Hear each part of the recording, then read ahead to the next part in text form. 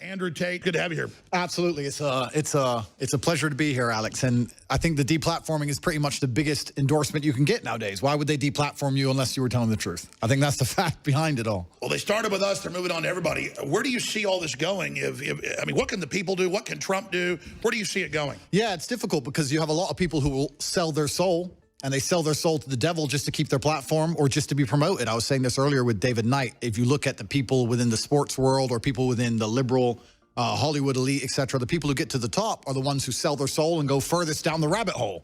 So it's almost a race to the bottom. Who can be most crazy? Who can be most liberal? Who can sell their soul the quickest? Because that's the only way you get promoted nowadays. And that's what's happening. People are just giving up their morals. We're the scum of the earth, and we'll accept anything, and we're the most degenerate. So please promote me and make me famous in some way or So they're another. literally auditioning for the devil. Yeah, it's auditioning for the devil. Is who can be the biggest piece of garbage. That's all it comes down to. It's How the hell did they get all these people to do this? I mean, I will say this.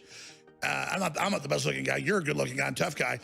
Conservatives in every study are better looking, stronger, more successful. People that support leftism now look like classical Slimer from Ghostbusters meets a pedophile. They're nerds. They're nerds because this is how socialists think. Because socialists have groupthink. So if you're a big, strong alpha, you have a degree of individualism. If you're a sheep or you're a small, little individual who feels like he needs safety in numbers, then you're going to be a socialist. That's what it comes down to. It's safety in numbers, isn't it? It's like... But they're never even getting anything from the globalism. It's like a reflected power. Yep. And it's crazy. Yeah, crazy is absolutely the word, but they just feel safer if they think, well, you know, if we all band in together, you know, hopefully we're in a big enough group, someone else will die and I won't die. They don't want to protect themselves. They're like schools of fish. Absolutely. And of course, there's little guys and guys that aren't physically tough that have moral courage who are amazing. It's not just a physicality, but they have that light in their eyes. People that support this evil are literally look like they're dead. They can hardly talk. Statistically, they're dying. They have diseases. They're committing suicide. I mean, the wages of sin are death. Something's happening. People are getting stronger or they're getting weaker. It seems like there's an acceleration of that. Yeah, and that's going to be the lines that are drawn, I think, in the end. I mean, I always say this as an example. If you were to get 100 liberals and 100 conservatives and have a Royal Rumble, who are you betting on? I always say it. Yeah, it's clear to everybody to see.